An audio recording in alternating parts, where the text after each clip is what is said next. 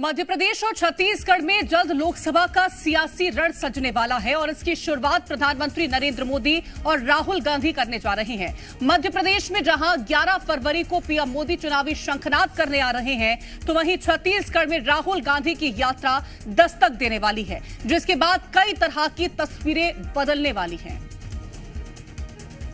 आप जिस ऊंचाई पे हैं, उससे भी अधिक ऊंचाई पर जरूर पहुंचेंगे और अगले चुनाव में दर्शक दिशा में दिखेंगे। लोकसभा में राष्ट्रपति के अभिभाषण पर चर्चा का जवाब देते हुए प्रधानमंत्री नरेंद्र मोदी आज खुलकर बोले। पीएम मोदी ने विपक्ष पर एक के बाद एक ऐसे प्रहार किए कि विपक्ष को भी समझ नहीं आया कि इससे बचाव आखिर कैसे किया जाए। पीएम मोदी जमकर बरसे और विपक्ष एकटक सुनता रहा। देश ने जितना परिवारवाद का खामियाजा उठाया है और उसका खामियाजा खुद कांग्रेस ने भी उठाया है। अब अधीर बाबू की हालत हम देख रहे हैं, वरना ये समय था संसद में रहने का, लेकिन परिवारवाद की सेवा तो करनी पड़ती है। इसके साथ ही प्रधानमंत्री नरेंद्र मोदी ने अपने भाषण में लोकसभा चुनाव में बम्पर जीत का भी दावा कर डाला। पीएम ने साफ कहा कि बीजेपी को 370 तो वहीं एनडीए को 400 के पार सीट मिलने वाली है। मैं आमतौर पर ये आंकड़े के चक्कर में नहीं पड़ता, लेकिन मैं देख रहा हूं देश का मिजाज एनडीए को तो 400 पार करवाई के रहेगा।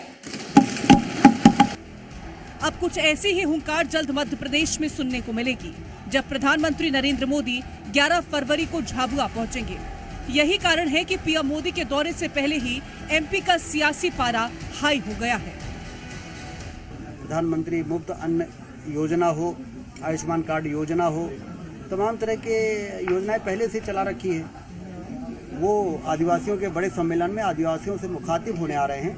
अपनी योजनाओं का प्रचार प्रसार होता है उससे, और उनमें एक जागरूकता की भावना आती है जब इस प्रकार से एक बड़ा सम्मेलन होता है। देखिए, माननीय प्रधानमंत्री महोदय हो या मध्य प्रदेश के मुख्यमंत्री हो, आदिवासियों पर अत्याचार लगातार होते रहे। जब जब इनके विधायकों को मौका मिला, उनके चेहरों पर पेशाब करने से बाज नहीं आए भाजपा। लगातार महिला बहनों का, जो आदिवासी बहनों का उत्पीड़न हुआ, उनके साथ सामूहिक बलात्कार हुए, उनकी हत्याएं हुई, नेमावर कांड हो या किसी भी कांड की आप बात कर लीजिए, तो ये सरकार कभी आदिवासियों के पक्ष में खड़ी नहीं रही है। एक तरफ मध्य प्रदेश में पीएम मोदी चुनावी शंखनाद करने जा रहे हैं, तो वहीं छत्तीसगढ़ में राहुल गांधी की यात्रा की तैयारी जोरों पर है, क्योंकि इसी यात्रा के सहारे कांग्रेस परिवर्तन की आस लगाए हुए है। भारतीय जनता पार्टी ने लोकसभा चुनाव में जो पर्यवेक्षक बनाए हैं, उनकी बात क्या भारतीय जनता पार्टी के केंद्रीय नेता सुनेंगे? और वो पर्यवेक्षक क्या कार्यकर्ताओं और नेताओं की जो होगा वही जो नरेंद्र मोदी जी और अमित शाह जी चाहेंगे। भारतीय जनता पार्टी में लोकतंत्र नाम की चीज नहीं है, वह तानाशाही है, और ये पर्यवेक्षक होकर बनाना सिर्फ खाना पूर्ति है। तो राहुल गांधी जी आ रहे हैं न्याय यात्रा को लेकर, तो पहले अपनी पार्टी के साथ न्याय कर लें। सब नेतागण छोड़ रहे हैं पार्टियों को, तो हमको कोई फर्क नहीं पड़ता। राहुल गांधी जी आए, उनका हम एक स्वागत करते हैं कि यात्री के रूप में, हमारी जो परंपरा है। बाकी कांग्रेस से हम तैयार हैं। हम इस बार पूरी 11 की 11 लोकसभा की सीटें जीतेंगे। लोकसभा चुनाव से पहले राजनीतिक पार्टियों ने अपने अपने दिग्गजों को चुनावी मैदान में उतारना शुरू कर दिया है। देखना होगा कि चुनावी रण में किसकी हुंकार कितनी बुलंद रहती है। ब्यूरो रिपोर्ट, जी मीडिया।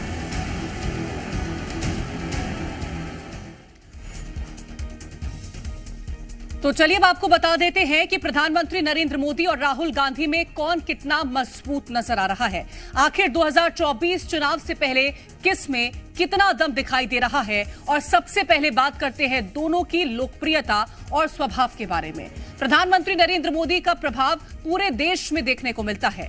जन जन तक मोदी का प्रभाव काफी ज्यादा है, वहीं राहुल गांधी का प्रभाव सीमित ही देखने को मिलता है। प्रधानमंत्री नरेंद्र मोदी बीजेपी के लिए जीत का ट्रम्प कार्ड हैं। राहुल गांधी की इमेज अभी तक सिर्फ कांग्रेस पार्टी के राष्ट्रीय नेता के तौर पर ही है। जब जब प्रधानमंत्री का देश के नाम कोई भी संबोधन होता है, पूरी जनता पीएम को सुनने के लिए उत्साहित रहती है। तो राहुल गांधी भारत जोड़ो न्याय यात्रा निकाल रहे हैं, जनता से अपना रिश्ता मजबूत करने की कोशिश कर रहे हैं। सत्ता में अनुभव की अगर बात करें तो नरेंद्र मोदी 3 बार गुजरात के सीएम चुने गए, 2014 से लगातार 2 बार प्रधानमंत्री रह चुके हैं। इधर राहुल गांधी के पास कांग्रेस के राष्ट्रीय अध्यक्ष रह चुके हैं और कांग्रेस पार्टी की तरफ से सांसद हैं। नरेंद्र मोदी की लोकप्रियता राष्ट्रीय अंतर्राष्ट्रीय स्तर पर है, तो राहुल गांधी की लोकप्रियता भी काफी हद तक सीमित है।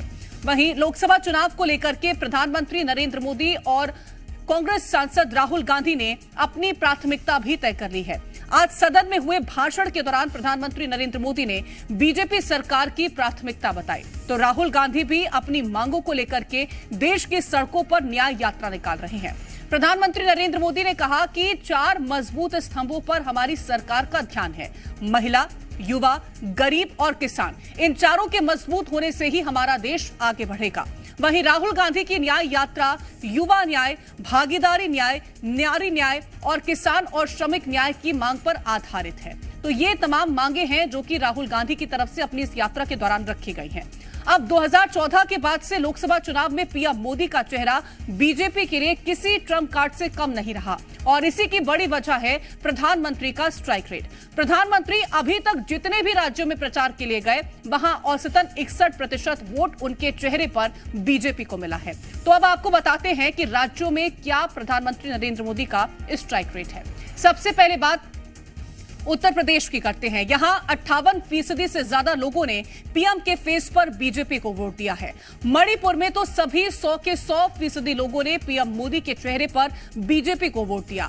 उत्तराखंड में 70%, तो गोवा में 55%। वहीं बात हिमाचल प्रदेश की करें तो यहां पर 63% लोगों ने बीजेपी को प्रधानमंत्री के चेहरे पर वोट किया था और गुजरात में 82% से ज्यादा लोगों ने बीजेपी को सिर्फ प्रधानमंत्री नरेंद्र मोदी के फेस पर वोट दिया था। तो ये स्ट्राइक रेट रहा है प्रधानमंत्री नरेंद्र मोदी का। अब प्रधानमंत्री नरेंद्र मोदी का आम चुनावों में स्ट्राइक रेट कमाल का रहा है। चलिए अब आपको राहुल गांधी के स्ट्राइक रेट के बारे में भी बता देते हैं कि 2019 में हुए लोकसभा चुनावों में राहुल गांधी का स्ट्राइक रेट क्या रहा था। 2019 लोकसभा चुनाव के दौरान राहुल गांधी ने 115 लोकसभा सीटें कवर की, जहां उन्होंने लगभग 124 रैलियां की थी। 115 में से कांग्रेस सिर्फ 19 सीटों पर जीत हासिल कर पाई और 96 सीटों पर कांग्रेस को हार का मुंह देखना पड़ा। जिस हिसाब से राहुल गांधी जीत का स्ट्राइक रेट मात्र 17% रहा और हार का परसेंटेज 83% रहा है। तो ये स्ट्राइक रेट रहा है प्रधानमंत्री नरेंद्र मोदी का और इसी के साथ ही राहुल गांधी का। चर्चा के लिए अजय दुबे हमारे साथ भोपाल से जुड़ गए हैं और रूपेश गुप्ता एसोसिएट एडिटर रायपुर से हमारे साथ मौजूद है। सबसे पहले रूपेश, आपका रुख करना चाहूंगी।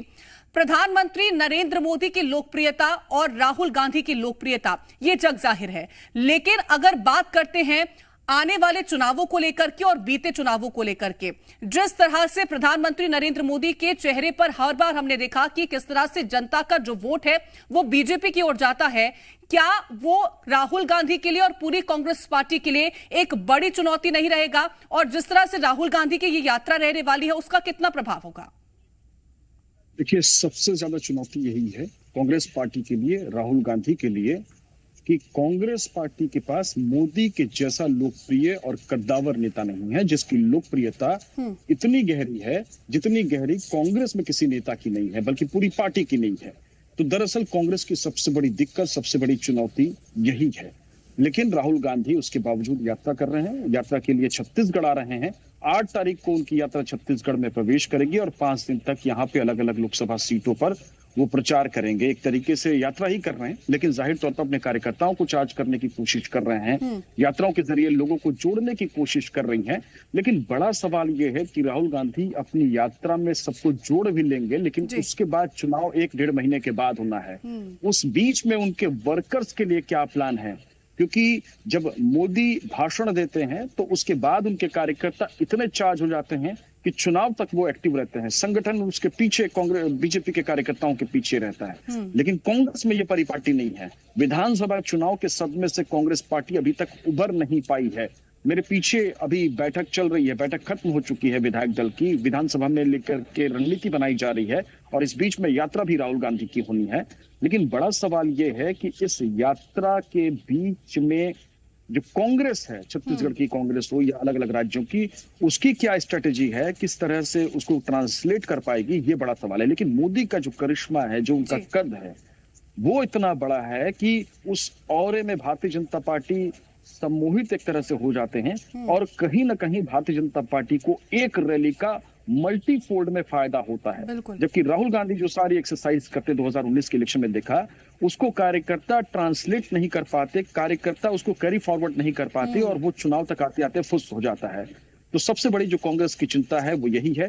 लेकिन जो नेता है कांग्रेस के, वो उस तरह से छत्तीसगढ़ में चार्ज नहीं है और उसकी वजह यह है कि बहुत उम्मीदों के साथ चुनाव लड़ने के बावजूद यहाँ पे कांग्रेस पार्टी की हार हुई है, जिसकी कल्पना कांग्रेस पार्टी के किसी नेता ने नहीं की थी। और इस हार के बाद कांग्रेस पार्टी सदमे में है। तो राहुल गांधी के दौरे से कम ये उम्मीद करनी चाहिए कांग्रेस को कि उनके कार्यकर्ता चार्ज होंगे और कम से कम फाइट देने की स्थिति में आएंगे, क्योंकि बिल्कुल कार्यकर्ता चार्ज होंगे, ये उम्मीद लगाई जा रही है अजय। लेकिन जिस तरह की हार विधानसभा चुनाव में कांग्रेस ने झेली है, उस हार के बाद जिस तरह से कांग्रेस ने हमलावर होना था, उस तरह की हमलावर कांग्रेस नजर नहीं आई है। और कहीं ना कहीं जिस तरह का जन सैलाब अगर हम देखें राहुल गांधी के साथ जो जुड़ता है, उनकी भारत जोड़ो यात्रा रही हो या न्याय यात्रा रही हो, वो कन्वर्ट कभी भी वोट में उस तरह से नहीं देखा जाता है। और वहीं अगर प्रधानमंत्री नरेंद्र मोदी का अगर हम देखें, जब इंदौर में उनकी रैली निकली थी और उसके बाद जिस तरह से लोगों का हुजूम उनके साथ जुड़ा, वो वोट में कहीं ना कहीं कन्वर्ट होते हुए जरूर नजर आए थे। तो कमी कहां रह जाती है?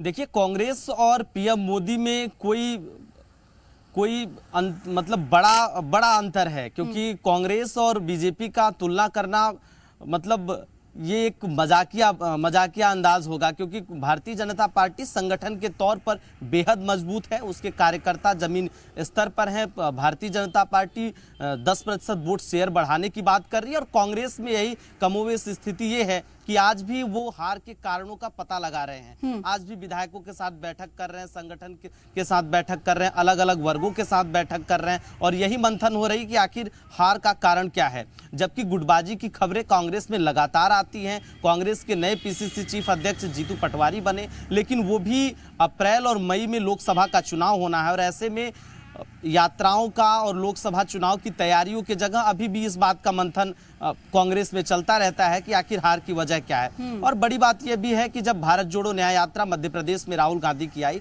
तो जिन 17 से 18 सीटों पर विधानसभा की जो सीटें थी, जहां से मालवा निवाड़ अंचल से जो राहुल गांधी की यात्रा गुजरी, वहां पर 22 सीटें थी और लेकिन 17 पर भारतीय जनता पार्टी को जीत मिली। वहां भी राहुल गांधी के चेहरे का कोई असर दिखा नहीं और कांग्रेस को हार का सामना करना पड़ा। इस बार मध्य प्रदेश में 700 किलोमीटर की यात्रा राहुल गांधी फिर भारत जोड़ो न्याय यात्रा के जरिए करीब लोकसभा की 7 सीटों को कवर करेंगे, लेकिन स्थिति बेहद खराब नजर आ रही है। लग नहीं रहा है कि राहुल गांधी के इस दौरे का कोई असर होगा, लेकिन जीतू पटवारी अलग अलग लोकसभा सीटों पर प्रचार प्रसार कर रहे हैं, बैठकें कर रहे हैं और जो अपने कार्यकर्ता हैं उनको बूस्टअप करने की कोशिश कर रहे हैं कि इस बार लोकसभा चुनाव में जीत मिलेगी। लेकिन ऐसा नजर नहीं आ रहा है। कांग्रेस को बड़ी चुनौती इस बार है कि अपनी एक जो सीट है लोकसभा की, छिंदवाड़ा की, वो भी बचाना इस बार बहुत मुश्किल नजर आ रहा है, क्योंकि जिस तरह से कांग्रेस दोनों ही पार्टियों में भरने की पुरजोर कोशिशें की जा रही है, लेकिन ये कार्यकर्ताओं में जोश किस कदर से हाई रहता है,